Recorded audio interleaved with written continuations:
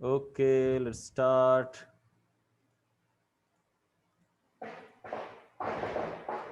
चला दिवाळीचे फटाके फुटालेत बघा. Okay, let start. Then last time आपण हे बघितलं होतं, मेलचा स्पर्म आणि फिमेलची oocyte. मेलच्या स्पर्म मध्ये एक्स वाय असतंय, म्हणजे एक्स तर असू शकतो किंवा वाय तर असू शकतो. तर फिमेल मध्ये फक्त एक्स असतंय. म्हणून जर स्पर्म सोबत म्हणजे एक्स एक्स झालं तर गर्ल होते, एक्स वाय झालं तर बॉय होतो. स्पर्म हे मिओसिसनं तयार झालेला असतो. कुठून तयार झालेला असतो मी तुम्हाला सांगितलं, जर्मिनल इपिथेलियल पासून तयार झालेला असतो मिओसिसनं. इजॅक्युलेशन होण्याच्या अगोदर म्हणजे पेनिसच्या बाहेर पडण्याच्या अगोदर, पेनिसच्या बाहेर सीमेन पडणे ह्याला इजॅक्युलेशन म्हणतात. आणि ते बाहेर पडण्याच्या अगोदर स्पर्मचं मिओसिस होऊन गॅमेटमध्ये कन्व्हर्जन झालेलं आहे. म्हणजे साधी गोष्ट आहे, ज्या 2n सेल असतात त्यांचं यन होत आहे, म्हणजे हाच स्पर्म आहे आणि हा यन टेस्टीजमध्ये, स्पर्म टेस्टीजमध्ये तयार होतो बघा. हे असा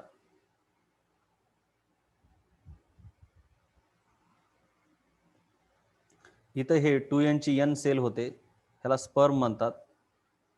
आणि हा स्पर्म असा बाहेर पडला की त्याला इजॅक्युलेशन म्हणतात. तर इजॅक्युलेशन होण्याच्या अगोदर स्पर्म तयार होत असतो मिओसिसनं. oocytes ओव्हिडक्ट मध्ये, oocyteचं फॉर्मेशन मिओसिसनंच होतंय, ते ओव्हिडक्ट मध्ये होतंय. मी तुम्हाला सांगितलं हे असं असतंय.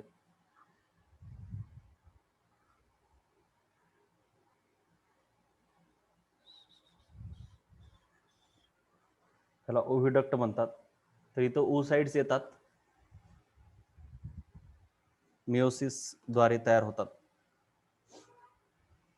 डेव्हलपमेंट आणि बर्थ कशी होते ते पण मी तुम्हाला सांगितलं बघा.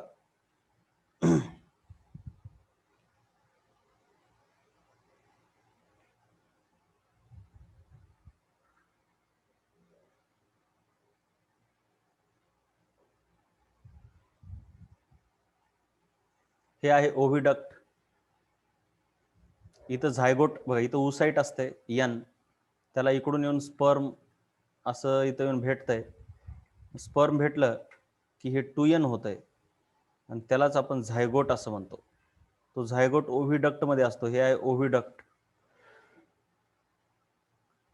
त्याच्यानंतर ते त्याचं मायटोसिस होतंय आणि असा एक सेलचा गोळा तयार होतो. असा बरेच सेल तयार होतात, बरेच सेल तयार होतात. आणि मग त्याचं कन्व्हर्जन होतंय एम्ब्रिओमध्ये. बरेच असं म्हणजे जास्त सेलचा गोळा तयार होतो. आणि हा एम्ब्रिओ हळूहळू इथं येतो युटेरसमध्ये. ह्याला युटेरस म्हणतात. हे बघा युटेरस, ऍक्च्युली युटेरस असा आहे, गर्भाशय आपण ज्याला म्हणतो. हे युटेरसची वॉल आहे. हे एम्ब्रिओ इथून असा इथं येतो आणि युटेरसमध्ये येऊन युटेरसला जोडल्या जातो. असा अंबिलिकल कॉर्ड म्हणतात का नाही, किंवा ज्याला आपण नाळ म्हणतो, नाळ ज्याच्यातून लेकराला अन्न पाणी भेटतंय, न्यूट्रिशन भेटतंय, त्या नाळद्वारे एम्ब्रिओ हा युटेरसला जोडला जातो. मग इथं त्याची मग फर्दर ग्रोथ होते, म्हणजे तो वाढतो इथं. हे जे प्लासेंटा आहे त्याला अंबिलिकल कॉर्ड असं पण म्हणतात, प्लासेंटा पण म्हणतात. त्या प्लासेंटाद्वारे मदरकडून ह्या एम्ब्रिओला अन्न पाणी भेटते, एनर्जी भेटते. मग 9 महिने इथंच त्याची वाढ होते, लेकरू बनतंय आणि नंतर व्हॅजायनामधून बाहेर येतंय. त्याला आपण बर्थ असं म्हणतो. कॅन यू टेल मध्ये काय विचारले बाबा?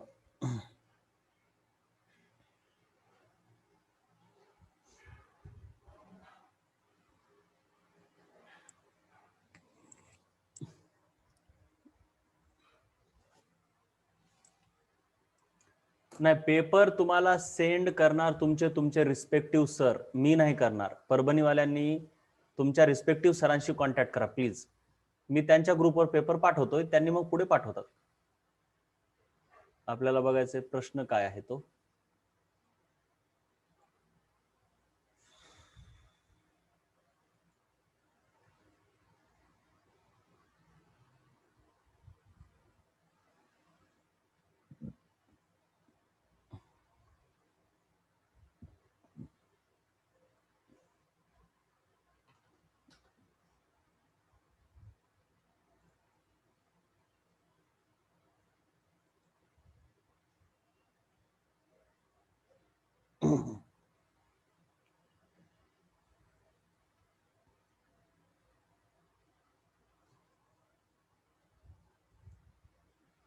चाइल्ड युटेरस मधून बाहेर येतं व्हॅजायनाच्या थ्रू, ऍस होल मधून नाही. ऍस होल हे वेगळं आहे, ते सांगतो तुम्हाला. कन्फ्यूज मत हो यार. ऍस होल मधून फक्त खाल्लेलं बाहेर पडतं, डायजेस्ट झालेलं. हा चलो, प्रश्न काय एकदा बघू द्या मला. Oocytes, can you tell. हा काय म्हणते बघा हे. Which hormone is release from pituitary. Take a snapshot.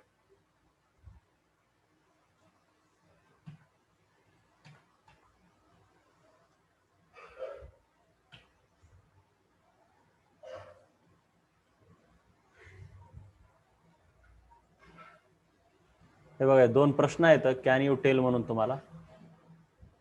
त्यांचे उत्तर आहेत.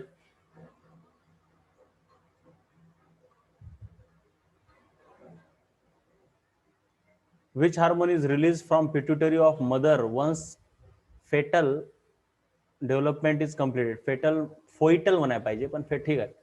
म्हणजे लेकराचं डेव्हलपमेंट शरीरात झालं की मग लेकरू बाहेर येतंय. ते कसं बाहेर येतं ते दाखवतो आधी, म्हणजे काय असते ते.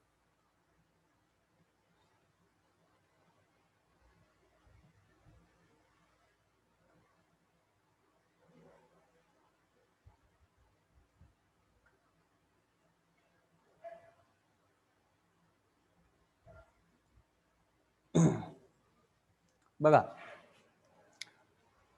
लेकरू कुठून बाहेर येतं हे बघणं गरजेचं आहे. समजा आता मी काय जास्त हे करत नाही,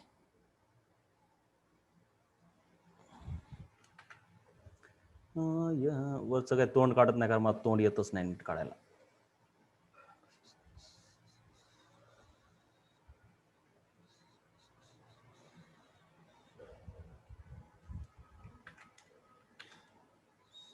समजा तरी पण एक प्रयत्न करतो. हे असं आहे तोंड.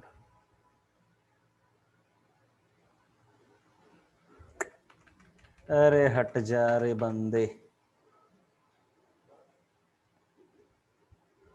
समजा नाक.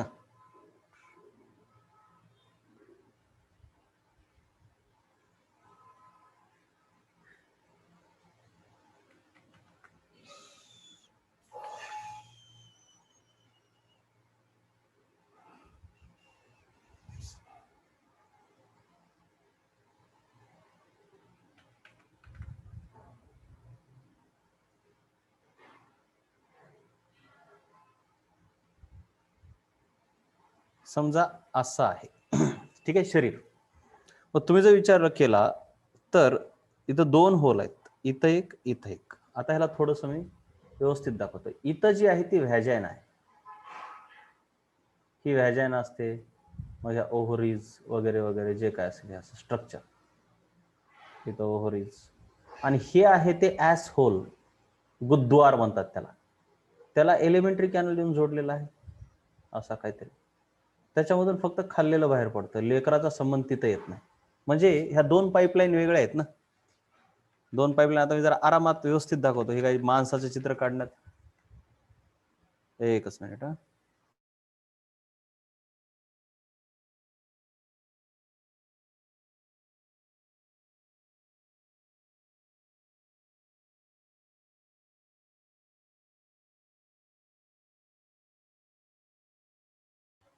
तर हे बेसिकली दोन वेगवेगळे छिद्र आहेत, ठीक आहे.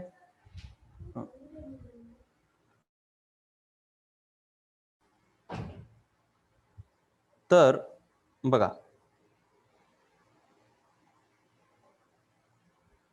आपल्या शरीरामध्ये जर बघितलं, हे मी जरा मोठं मुद्दाम काढतोय आता शरीर. हे ऍक्च्युली असं समजा की ऍस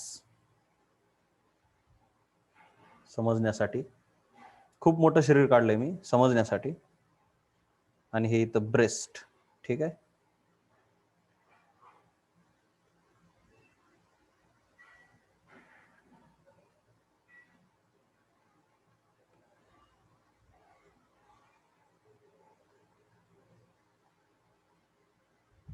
तर दोन छिद्र आहेत म्हटलं मी, ॲस आणि पुढच्या बाजूनं व्हॅजायना.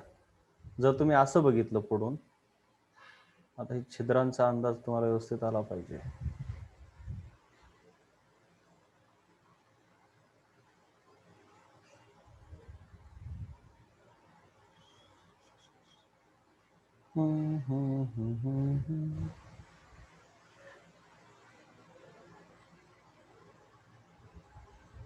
समजा कोणतरी असं आहे,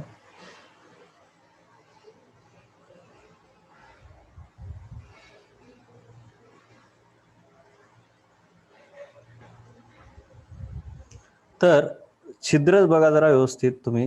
हे इथून हे पोटाला जोडलेला असतो भाग असं काहीतरी. तर इथं हे ब्रेस्ट, इथं हे बघा, इथं आहे ॲस होल, गुद्द्वार म्हणतात त्याला. त्याच्यानंतर हे पूर्ण व्हॅजायनल स्ट्रक्चर इथून एवढं आहे असं, हे असं. आणि त्या व्हॅजायनल स्ट्रक्चर, आता काय एवढं व्यवस्थित मला नाही इथं ड्रॉ करता येणार. मी त्या दिवशी तरी तुम्हाला दाखवलं होतं प्रॉपरली, कन्फ्यूज काय व्हायची गरज नाहीये. एज्युकेशन बेटा होण्याचं चाहिए. जरा इथं मी मुद्दाम काय करतोय, थोडं सर्व गोष्टी बिग बिग काढतोय जरा समजण्यासाठी. हे असं आणि हे असं समजा पोट, आणि इथं कंबर आहे समजा, ही कंबर, ठीक आहे असं. तर ह्या मागच्या बाजूपासून ते इथपर्यंतच्या भागात काय काय आहे, तर हे इथं गुद्द्वार, ठीक आहे, ज्याच्यामधून विष्ठा बाहेर पडणार एक. त्याच्यानंतर नेक्स्ट आहे व्हॅजायनाचा पार्ट, समजा मी दाखवला होता, हे असा असतो लिप सारखा. आणि ह्याच्यात दोन पार्ट असतात. व्हॅजायनामध्ये दोन छिद्र आहेत. एक छोटंच छिद्र आहे लघवीसाठी, आणि एक मोठं छिद्र आहे ज्याच्यामधून लेकरू बाहेर येणार आहे, ज्याला आपण व्हॅजायनल ओपनिंग म्हणतो. जे छोटं छिद्र आहे त्याला युरेथ्रल ओपनिंग म्हणतात, ज्यातून लघवी बाहेर येणार. आणि जे मोठं छिद्र आहे त्याला व्हॅजायनल ओपनिंग म्हणतात, ज्याच्यामध्ये ऍक्च्युली पेनिस इन्सर्ट केली जाते आणि सिमेन त्यातून मध्ये टाकला जातो आणि त्याच्यातूनच लेकरू बाहेर येते. मग लेकरू ऍस मधून बाहेर यायची काय, म्हणजे ऍस होल मधून बाहेर यायची काही गरज नाही. Nothing, it has nothing to do with that. Anal hole मध्ये काही संबंध नसतो. तर दोन पाईपलाईनच वेगळे आहेत त्यास समजायचं. तर समजा आपण असा विचार केला, आता हे दोन तुम्हाला जर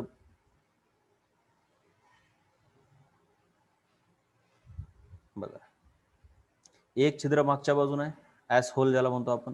दोन छिद्र इथं एक लघवीसाठी आहे, आणि एक असं छिद्र आहे ज्याला की आपण व्हॅजायनल ओपनिंग म्हणतो. तर यालाच मागे अशी हे अशी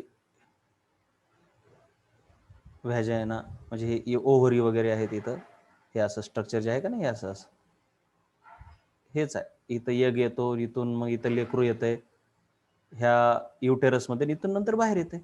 पण हे जे ऍस होल आहे माग, ते कम्प्लीट आपल्या एलिमेंटरी कॅनल पासून. आपण खाल्लं अन्न, आपलं अन्न खाल्लं की ते असं, त्याच्यानंतर हे असं असं होतंय, त्यानंतर असं, माहिती आहे ना तुम्हाला हे. तर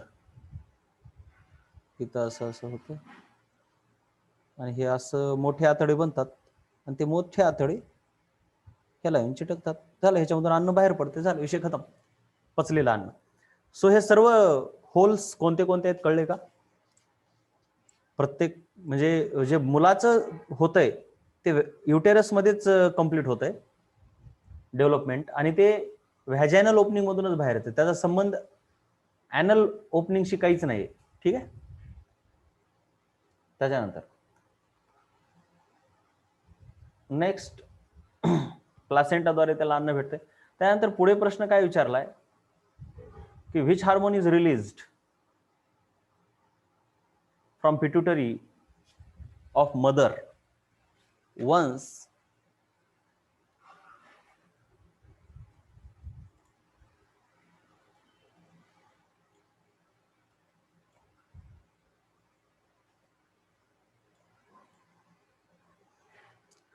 the fetal development is completed. म्हणजे एकदा लेकराचं डेव्हलपमेंट शरीरात कंप्लीट झाली की मग लेकरू बाहेर येते ना, मग ते बाहेर सहज येत नाही, आहे का नाही, नाही तर मग उगाच कधीही बाहेर येऊन बसेल. जे व्हॅजायनल ओपनिंग असते, आता नीट लक्ष द्या,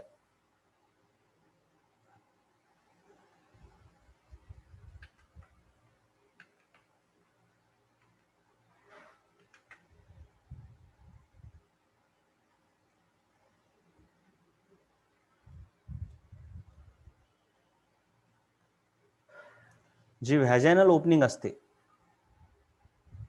हे समजा हे ओव्हरी,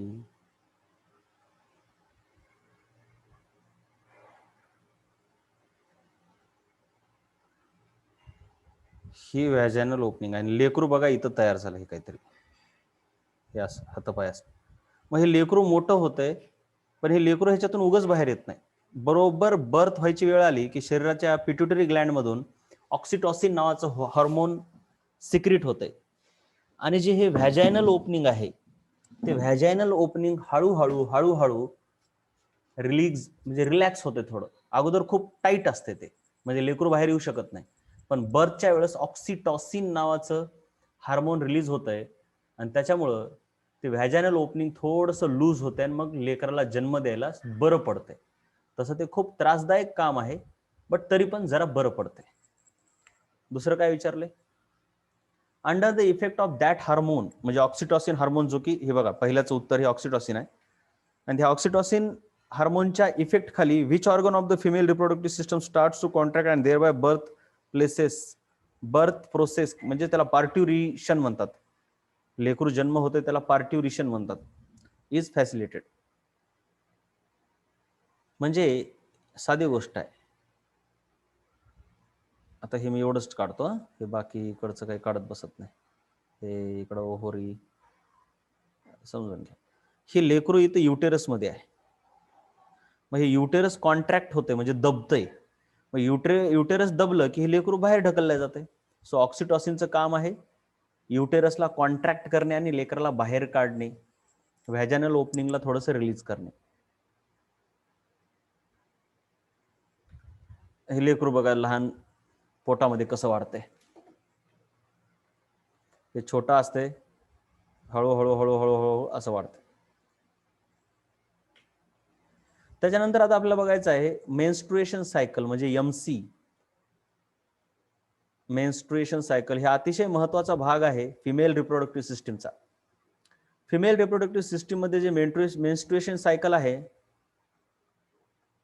त्याच्यामध्ये 4 हार्मोन्स काम करतात. FSH, LH, प्रोजेस्टेरॉन, इस्ट्रोजन, हे 4 पार्ट करायचे. FSH म्हणजे फॉलिकल स्टिम्युलेटिंग हार्मोन, दुसरं ल्युटेनायझिंग हार्मोन, तिसरं प्रोजेस्टेरॉन, चौथं इस्ट्रोजन. हार्मोन शिवाय काहीच कामं होत नाहीत, माहीत असू द्या. तर सर्वात पहिले आपल्या शरीरामध्ये ब्रेनमध्ये एक हायपोथॅलॅमस नावाचा ग्लँड आहे. हायपोथॅलॅमस ग्लँड पासून GnRH नावाचा हार्मोन रिलीज होते, ज्याला गोनॅडोट्रॉपिन असं म्हणतात. गोनॅडोट्रॉपिन हार्मोन. गोनॅडोट्रॉपिन हार्मोन पासून पिट्युटरी ग्लँड मध्ये FSH म्हणजे काय असते, गोनॅडोट्रॉपिन हार्मोन रिलीज झाल्यावर पिट्युटरी ग्लँडला एक्साइट करते. त्यानं आपल्या शरीरामध्ये 2 ग्लँड महत्वाचे आहेत ब्रेन मध्ये असणारे, हायपोथॅलॅमस आणि pituitary gland. So gonadotropin hormone pituitary ग्लँडला एक्साइट करतंय आणि त्याच्यामधून FSH नावाचं हार्मोन, म्हणजे आता हे लक्ष द्या जरा व्यवस्थित कसं असते ते. FSH नावाचं हार्मोन जे आहे, म्हणजे FSH चा लॉंग फॉर्म सांगा बरं जरा काय.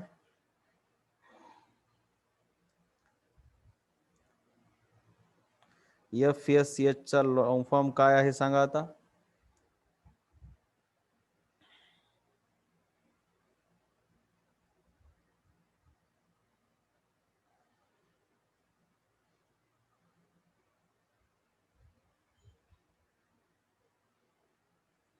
Follicle stimulating hormone. Very good.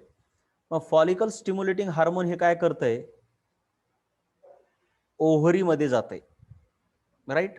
नीट लक्ष द्या, काय काय व्हायला ते व्यवस्थित समजून घ्या. ते ओव्हरी मध्ये जाऊन काही कामं करते. बघा, पिट्युटरी ग्लँडनं फॉलिकल FSH रिलीज केलं, पण केव्हा केलं, हायपोथॅलॅमसनं अगोदर GnRH रिलीज केलं. मग त्याच्याकडून सिग्नल भेटलं, GnRH कडून सिग्नल भेटलं की, म्हणजे हे दूत मॅसेंजर आहेत. राष्ट्रपतीकडून मॅसेंजर पंतप्रधानाकडे आला, पंतप्रधानानं मग हे मॅसेंजर ओव्हरीकडे सोडला. हे कामं करायलेत फक्त. मग हे पिट्युटरी ग्लँडनं FSH सोडला आणि तो ओव्हरीमध्ये गेला. ओव्हरीमध्ये फॉलिकल्स असतात. ही बघा, ही ओव्हरी. त्या ओव्हरीमध्ये असे फॉलिकल्स असतात, त्यांना फॉलिकल्स म्हणतात, आणि त्यांचं डेव्हलपमेंट सुरू होते. काही फॉलिकल्सचं डेव्हलपमेंट सुरू होते.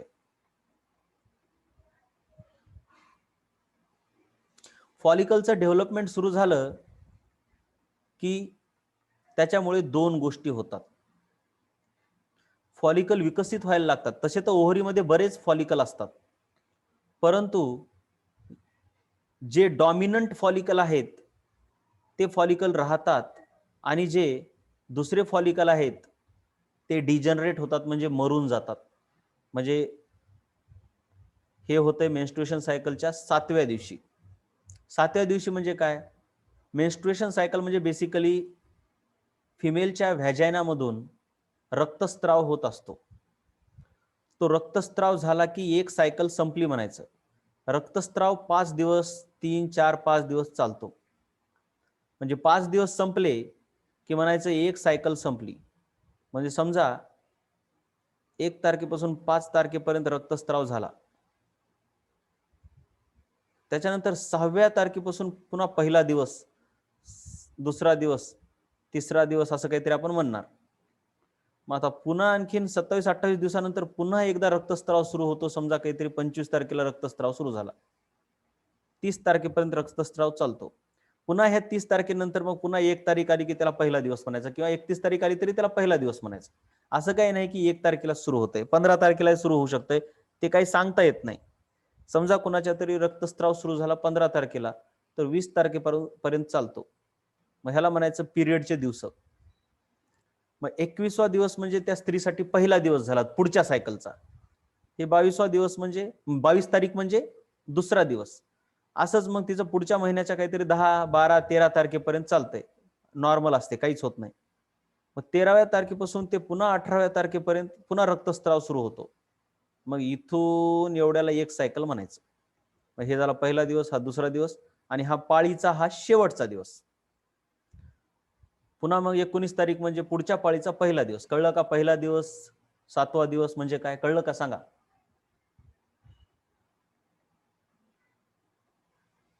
अरे दिवस कळले का, कसं मोजतात ते? हा, मग हा मासिक पाळीचा 7वा दिवस ज्यावेळेस सुरू होतो, त्या 7व्या दिवसामध्ये त्या ओव्हरी मधले जे काही 5-50 फॉलिकल आहेत, त्यांच्यापैकी काही फॉलिकल डेव्हलप होतात आणि काही डिजनरेट होतात. डिजनरेट होतात म्हणजे खतम होऊन जातात. त्याच्यानंतर जो FSH सोडलाय पिट्युटरी ग्लँडनं, ते वेगवेगळे कामं करते. पहिलं काम काय केलं त्यानं? ओव्हरी मधल्या फॉलिकलचं डेव्हलपमेंट केलं. म्हणजे ही जी ओव्हरी आहे, ही ओव्हरी, ह्या ओव्हरीमध्ये असे बरेच फॉलिकल असतात. असे असं ग्रुप ऑफ सेल आहे समजा, असं नाही, असं ग्रुप आहे समजा, त्याला आपण फॉलिकल असं म्हणत असतो. हे बघा, मग असं ह्याच्यापैकी हा फॉलिकल डेव्हलप होतो, हा डेव्हलप होतो, आणि हा जो आहे तो डिजनरेट. असे काही जण डेव्हलप होतात, काही जण डिजनरेट होतात. मग जे डेव्हलप झालेत, विकसित झालेत फॉलिकल, मॅच्युअर झालेत, सॉरी डेव्हलप व्हायला सुरू केलेत, त्यांच्यामध्ये जो FSH आहे ते एग मॅच्युअर व्हायला मदत करतो.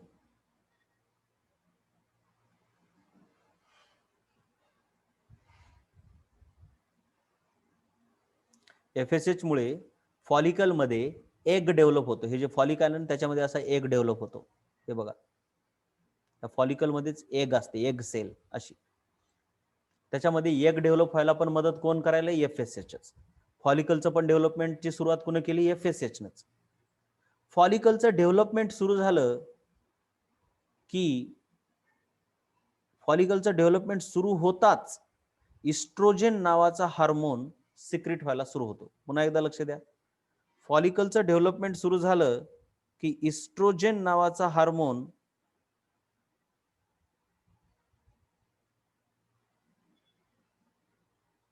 सिक्रेट व्हायला सुरू होतो. राईट? शांत ऐकून घ्या आतापर्यंत. पुन्हा आणखीन बघा पहिल्यापासून, म्हणजे डोकं चालायला लागते. जरा कॉम्प्लिकेटेड आहे.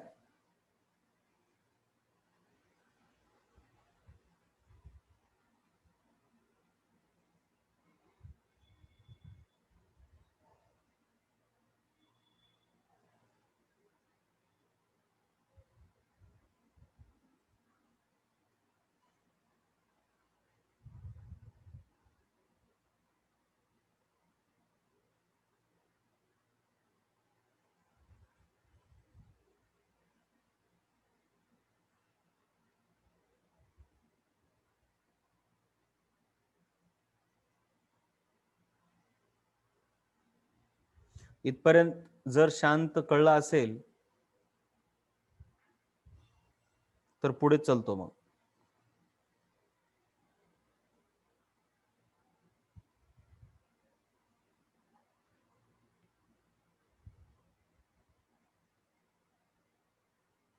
ठीक आहे. तर पहिल्यांदा हायपोथॅलॅमस मधून GnRH प्रोड्यूस झाला, गोनाडोट्रोपिन हार्मोन. त्यानं पिट्युटरीला एक्साइट करून त्याच्यामधून FSH सोडलं. लक्षात घ्या, हे ब्रेन इथं आहे आणि ओव्हरीज इथं आहेत. हे बघा इथं.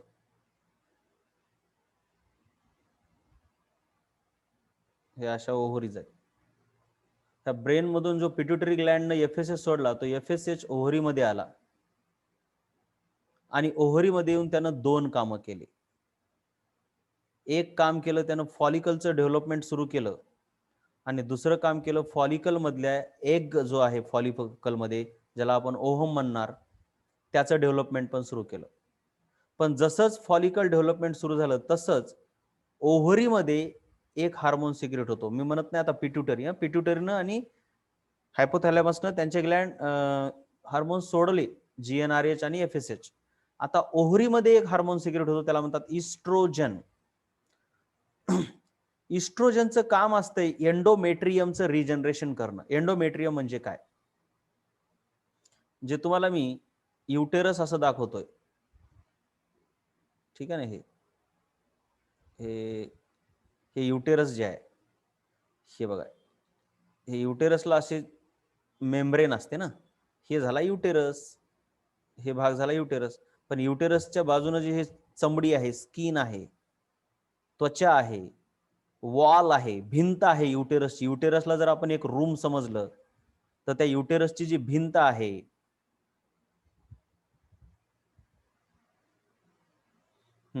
सांगतो प्रणव तुझ्या प्रश्नाचं उत्तर. तर जी भिंत आहे त्याला एंडोमेट्रियम असं म्हणतात. एंडोमेट्रियम. मग एंडोमेट्रियमचं कसं असतंय, ही प्रत्येक मेन्स्ट्रुएशन सायकल मध्ये ही एंडोमेट्रियम फुटत असते आणि तिच्यातूनच रक्त बाहेर पडतंय. मग ही जी एंडोमेट्रियम फुटली आहे आणि फुटल्यामुळे ती खराब झाली आहे, तिच्यामध्ये काही जखमा झाल्यात समजा छोट्या मोठ्या, रप्चर झालेलं आहे, पंक्चर झाल्यासारखं समजा, ते एंडोमेट्रियम पुन्हा रिजनरेट होते. रिजनरेट होते म्हणजे पुन्हा एकदा ते त्याचं पंक्चर काढल्यासारखं साफसूफ होतंय किंवा त्याच्यात जे जखमा झाल्या त्या जखमा भरून निघतात. म्हणून इस्ट्रोजन हार्मोन हे एंडोमेट्रियमचं रिजनरेशन करायला मदत करते. त्याचं रिजनरेशन का करायचं असते ते आपण पुढे बघूया, घाई करू नका. पण मागच्या पाळीमध्ये जे एंडोमेट्रियम फुटलं होतं ते आता ह्या पाळीमध्ये पुन्हा एकदा त्याची डागडुजी करायला सुरू कोण करते सांगा बरं? एंडोमेट्रियमची डागडुजी कोण करते? Which hormone is responsible for regeneration of endometrium? Yes, it is estrogen, and this estrogen is not secreted by brain, neither by hypothalamus nor by pituitary. It is secreted by ovaries. पिट्युटरीनं GnRH सोडला, GnRH मुळे हायपोथॅलॅमसनं GnRH सोडला, GnRH मुळे pituitary excite झाला, म्हणून पिट्युटरीनं FSH सोडलं. ते FSH कुठं आलं सांगा बरं एकदा आता? यस, ओव्हरीमध्ये आलं. ओव्हरीमध्ये येऊन त्यानं ओव्हरीमध्ये 2 कामं केले FSHनं. त्यानं फॉलिकलचं डेव्हलपमेंट सुरू केलं आणि फॉलिकल मधले एगचं डेव्हलपमेंट सुरू केलं. फॉलिकलचं डेव्हलपमेंट सुरू झालं, फॉलिकलचं डेव्हलपमेंट सुरू झालं की लगेच ओव्हरीनं आणखीन एक हार्मोन सुरू केला, तो म्हणजे इस्ट्रोजन. तो इस्ट्रोजन काय करतो, मागच्या मासिक पाळीमध्ये रक्तस्राव झाल्यामुळे किंवा ते जे युटेरस फुटला होता, युटेरसच्या भिंती फुटल्या होत्या, एंडोमेट्रियम म्हणतात त्याला, ते जे फुटलं होतं त्याचं रिजनरेशन व्हायला सुरू होतंय. आणि 12व्या दिवशी मग आता हे इस्ट्रोजन हळूहळू हळूहळू हळूहळू हळूहळू आता सिक्रेट व्हायलाय, त्याच्यामुळे एंडोमेट्रियमचे रिजनरेशन होत चाललंय. तर एवढा इस्ट्रोजन वाढतो की 12व्या दिवशी इस्ट्रोजन, म्हणजे समजा जर ग्राफ काढला 1 2 3 4 दिवस, तर इस्ट्रोजनचं प्रमाण असं कमी असते कमी असते कमी असते आणि 12व्या दिवशी समजा असं प्रमाण वाढतंय. इस्ट्रोजनचं प्रमाण वाढलं की त्या दिवसाला म्हणतात इस्ट्रोजन सर्ज. सर्ज म्हणजे अचानक वाढणे. त्याच्यानंतर पुन्हा हायपोथॅलॅमसचा जो GnRH आहे, गोनॅडोट्रॉपिन रिलीजिंग हार्मोन, वर पण आपण बघितला होता. मी त्याच्यामुळे म्हणतोय घाई करायला जमत नाही. जो GnRH आहे, त्या GnRH मुळे आणखीन एक हार्मोन रिलीज होतो, त्याला म्हणतात LH. लक्षात घ्या, गोनॅडोट्रॉपिन रिलीजिंग हार्मोन हा पिट्युटरीला 2 हार्मोन सोडायला मदत करतो, एक FSH आणि दुसरा LH. LHचं काम नंतर आहे. FSHचं काम आता झालं, आता LHचं काम सुरू होतंय. आणि हे दोघं पण एकाच हार्मोनमुळे सिक्रेट होतात, जो की हायपोथॅलॅमसनं सोडलेला आहे. त्याला आपण गोनॅडोट्रॉपिन रिलीजिंग हार्मोन असं म्हणतो. आता GnRH मुळे दुसरा हार्मोन रिलीज होतोय, त्याचं नाव काय सांगा? GnRH मुळे दुसरा हार्मोन रिलीज व्हायला आहे, त्याला LH असं म्हणतात किंवा ल्युटेनायझिंग हार्मोन. मग ल्युटेनायझिंग हार्मोन सोडल्याच्या नंतर बघा, ल्युटेनायझिंग हार्मोन सोडल्याच्या नंतर काय होतंय? हे जे ओव्हरी आहे, ह्या ओव्हरीमध्ये जे फॉलिकल आहे, बघा ही ओव्हरी मोठी, तिच्यामध्ये हे फॉलिकल, आणि फॉलिकल मध्ये काय डेव्हलप व्हायले सांगा बरं आता एकदा? फॉलिकल मध्ये एग डेव्हलप व्हायले. काय डेव्हलप व्हायले? एग डेव्हलप व्हायले. कोणाच्या मदतीनं? FSHच्या मदतीनं.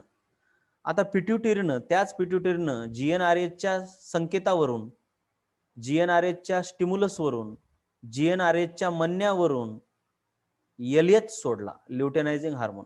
आणि LH ब्रेन मधून ओव्हरीमध्ये घुसतो आणि ह्या फॉलिकलला फोडतो, तोडतो, रप्चर करतो. आणि हे फॉलिकल तुटल्याच्या नंतर, हे जे फॉलिकल आहे ते तुटल्याच्या नंतर, हे फॉलिकल तुटल्याच्या नंतर त्याच्यामधून हा जो एग आहे तो बाहेर पडतो. हे फॉलिकल तुटल्याच्या नंतर हा एग बाहेर पडतो. ह्या एग फॉलिकल मधून एग बाहेर पडण्याच्या प्रक्रियेला ओव्हुलेशन असं म्हणतात. फॉलिकल मधून एग बाहेर पडण्याच्या प्रक्रियेला ओव्हुलेशन असं म्हणतात. तुम्ही एक वेळेस पुन्हा पहिल्यापासून वाचून घ्या काय काय झालंय ते, नाहीतर कळायचं नाही. बघून घ्या काय काय झालंय ते, एक वेळेस फटकून बघून घ्या, नाहीतर कळत नसते नंतर.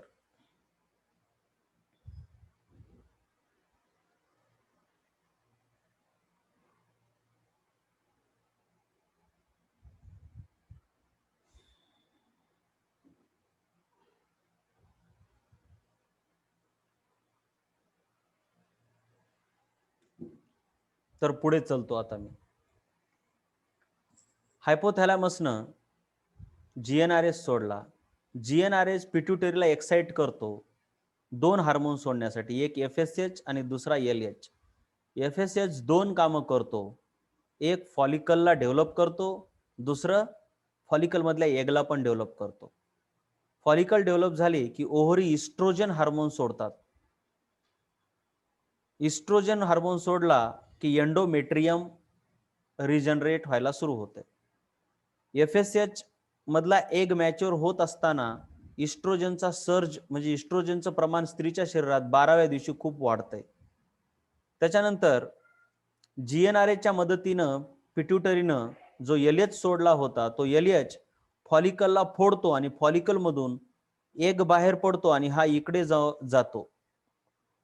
ओव्हरी मधून एग बाहेर पडून ओव्हिडक्ट मध्ये जातो किंवा फॅलोपियन ट्यूब मध्ये जातो. त्याला ओव्हुलेशन असं म्हणतात. ओव्हुलेशन झालेलं आहे, एग बाहेर पडलेला आहे, एग बाहेर पडलेला आहे. मीटिंग रिजॉईन करावी लागेल, मीटिंग रिजॉईन करावी लागेल. नाही नाही, उद्या घेऊया बाकीचं, मीटिंग नका रिजॉईन करू. ह्याला हा बरोबर आहे, कारण काही जणांना दुसरे काम आहेत ना 8 वाजता. हा, ओव्हुलेशन झालं. ओव्हुलेशन झाल्यावर 2 गोष्टी होऊ शकतात. एक म्हणजे हा जो एग इथं आलाय, एक तर त्याला स्पर्म येऊन भेटू शकतो किंवा त्याला स्पर्म येऊन भेटू शकत नाही. बरोबर आहे ना? ओव्हुलेशन झालं आणि समजा इथून स्पर्म आला तर ह्याला भेटणार. असंही होऊ शकतं की त्याला स्पर्म भेटलाच नाही. जर स्पर्म आला नाही तर ह्या रस्त्यानं जातंय. जर स्पर्म येऊन भेटला तर ह्या रस्त्यानं जाते. स्पर्म आला नाही तर काय होते ते आधी बघूया. जर स्पर्म आला नाही तर तो जो एग आहे तो ओव्हिडक्ट मध्ये 5 ते 6 दिवसासाठी थांबतो.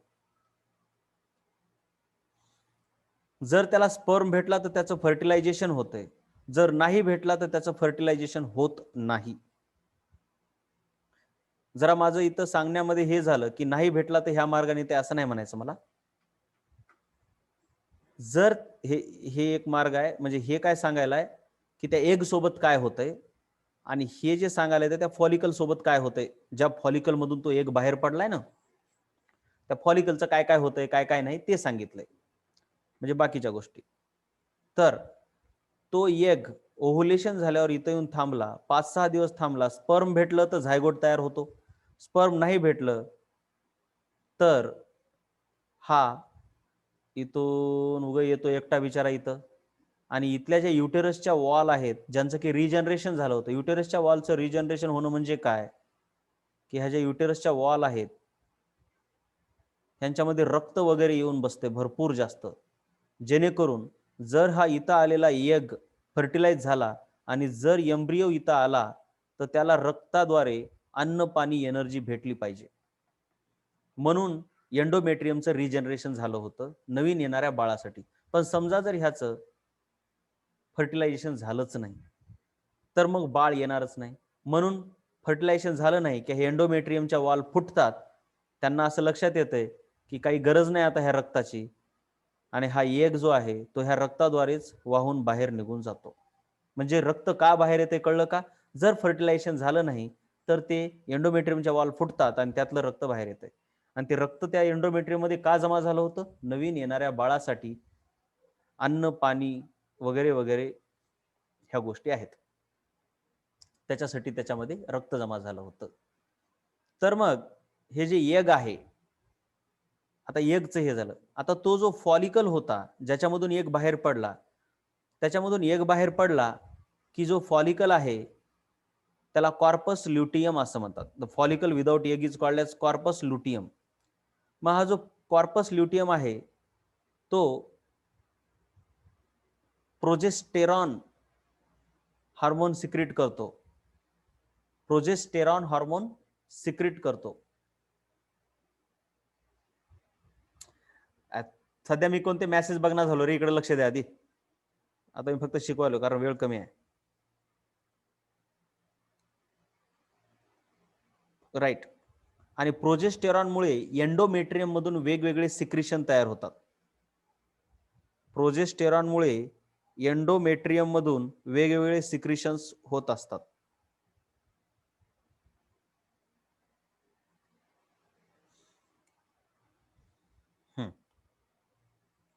त्याच्यानंतर 24 तास हा कॉर्पस लुटियम राहतो ओव्हरीमध्ये, आणि मग त्याचं 24 तासानंतर कॉर्पस अल्बिकन्स बनतंय. आणि ह्याचं कॉर्पस अल्बिकन्स मध्ये कन्व्हर्जन झालं की प्रोजेस्टेरॉन आणि इस्ट्रोजन सिक्रेट व्हायचे थांबतात. प्रोजेस्टेरॉन इस्ट्रोजन दोन्ही ओव्हरीनच सिक्रेट केले होते. आणि कॉर्पस अल्बिकन्स मध्ये कन्व्हर्जन झालं की यग आणि लाइनिंग, म्हणजे हे जे यग होतं इथं आलेलं आणि ही जी एंडोमेट्रियमची लाइनिंग आहे दोन्ही फुटतात, आणि दोन्ही फुटून त्याच्यातून रक्त बाहेर येते आणि ते यग पण बाहेर पडतंय. हे केव्हा होतंय? जर फर्टिलायझेशन झालं नाही तर. फर्टिलायझेशन